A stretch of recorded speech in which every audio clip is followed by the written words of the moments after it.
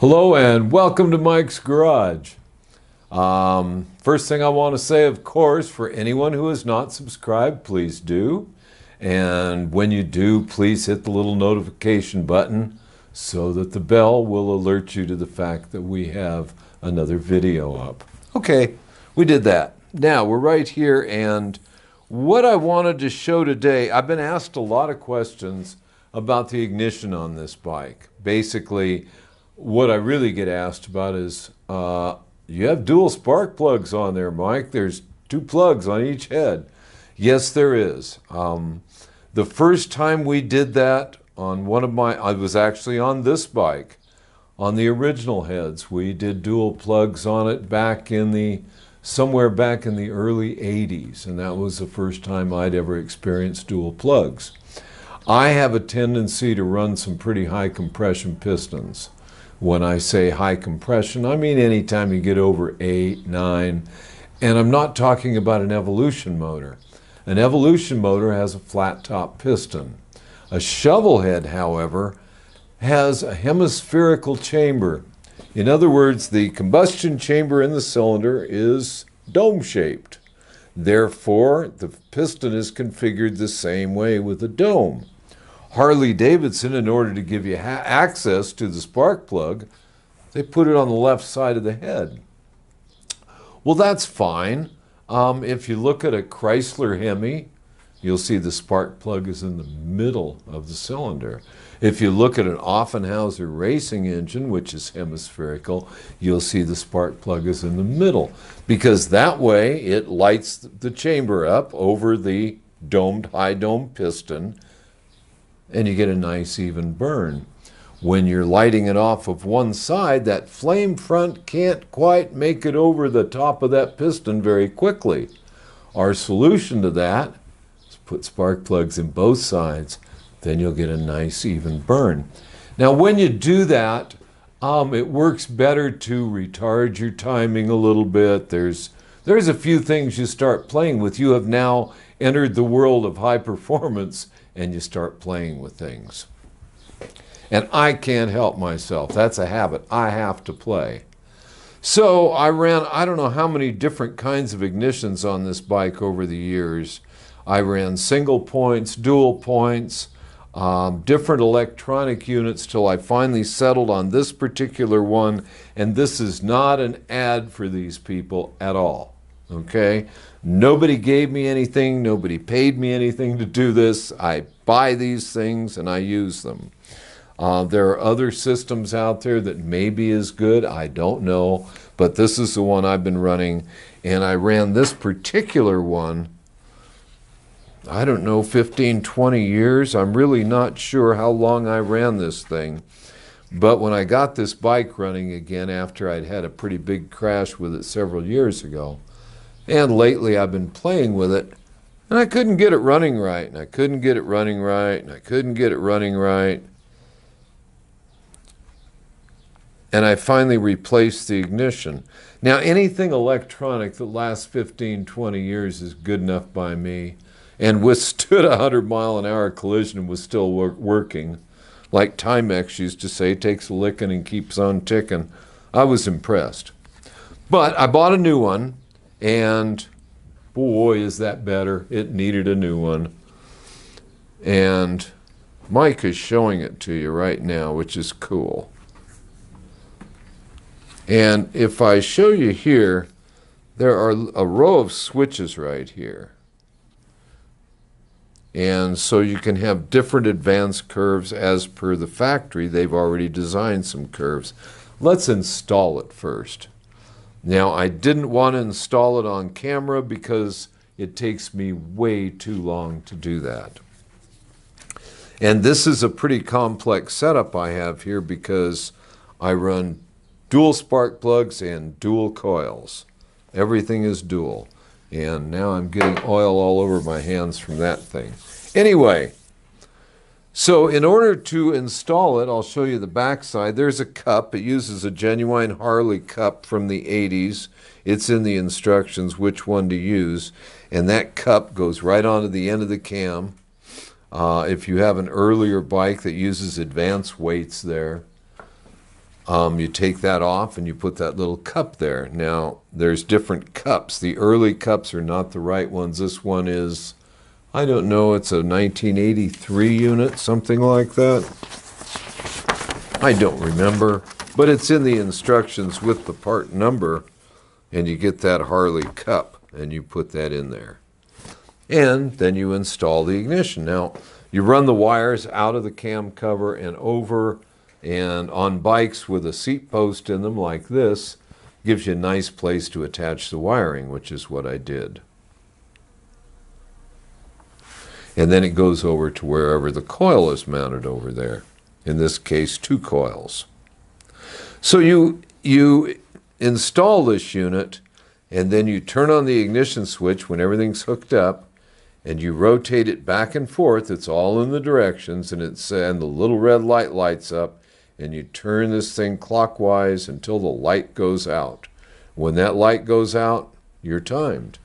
Of course, in order to do that, you did just like we've showed you in previous videos, where you get the front piston on its compression stroke, and once you're on the compression stroke, you bring up the timing mark, which is top dead center for the front cylinder, not the advanced timing mark, top dead center for the front cylinder, which is a dot. And you get that in the window, and then you install that ignition module and rotate it back and forth until you get that light to light up, and you turn it until the light goes out. And then you're timed. Okay, now at that point, you've obviously already got this thing installed. And let's see, I have a flashlight here. I don't know if I need it or not. But these are the coils, and of course, dual plugs. Now, in the instructions, here we have single fire, dual coil with a wiring diagram. I've gotten a couple questions from people how to wire up for dual coils. Well, if I don't know what ignition system you have, it's a little hard to say. And this one, of course, like any ignition system you would buy, gives you all of the instructions. Now, late model stuff also uses a VOES switch. VOES stands for Vacuum Operated Electronic Switch. On a late model Harley, when I say late model, I mean anything newer than a Shovelhead, any of the Evos or any of the other bikes, carbureted. We're talking about carbureted because we have separate ignition systems on carbureted bikes. When you're riding around, you're operating one advance curve in that ignition system. When you whack the throttle, all of a sudden the vacuum in your motor drops, because you've opened the throttle all the way. There's a sensor in the intake manifold, and it's connected directly to the VOES. Again, vacuum-operated electronic switch. What that does is switch your ignition system over to another curve which is more aggressive for when you're giving it full throttle. I'm not crazy about those things. I don't necessarily trust them. And I thought, how nice to have 2 separate advance curves in my ignition system at once. So I have mine hooked up to a toggle switch. So if I'm climbing a mountain and I decide I'd like my ignition retarded a little bit, I've already designed the other advance curve so I can switch over to it. Which brings up another point. Now we're getting into making our own advance curves. Okay, this thing is now all hooked up and operating, so I don't know what I'm supposed to do here now. Oh, maybe show this? That's what I was supposed to do. This is a separate harness that you buy, and it comes with all of its software and all that if you'd like to design your own advance curves. Because you can design your own advance curves on a regular desktop or laptop computer, plug it into the bike, and transfer that advance curve directly into the motorcycle. So that's what this is here, is this little harness that I've added. Got to have all the options. And that plugs right into my computer. And I have a computer in the garage that is an old, retired, tired computer that a friend of mine gave me specifically for doing these ignition systems, which includes his, of course. Now, I thought this thing was turned on, and apparently it's not. So, yes, it is. Okay, it is.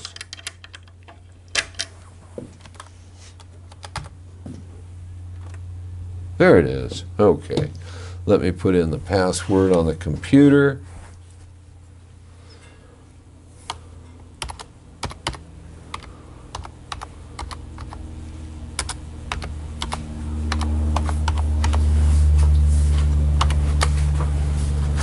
Okay.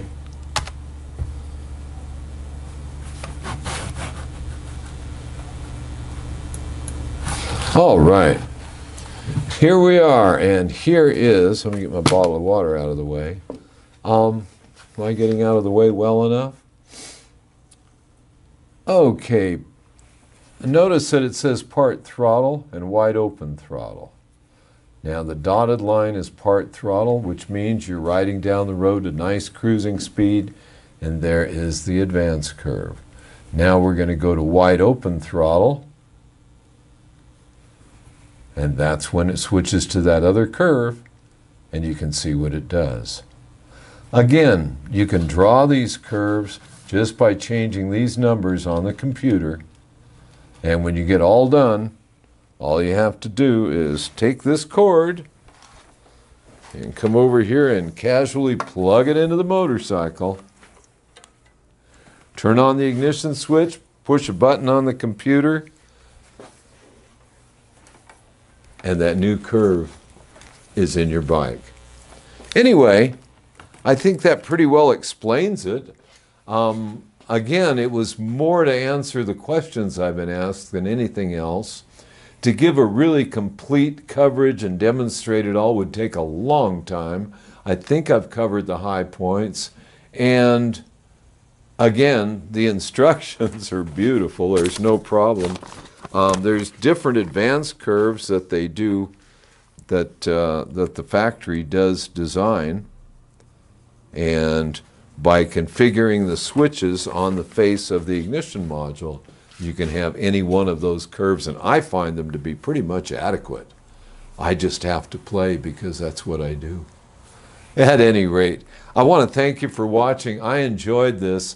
I'd like to mention that on the project bike, we're still going. It's taken time, and I apologize for that, but I'd like to apologize to myself because I'm real antsy for parts. The front end is at the frame shop, and I'm waiting for that to come back so we can start putting the chassis together. And that'll happen hopefully real soon. So I don't know, we'll come up with something else probably before that happens, but we're getting there. So until then, see you out on the road.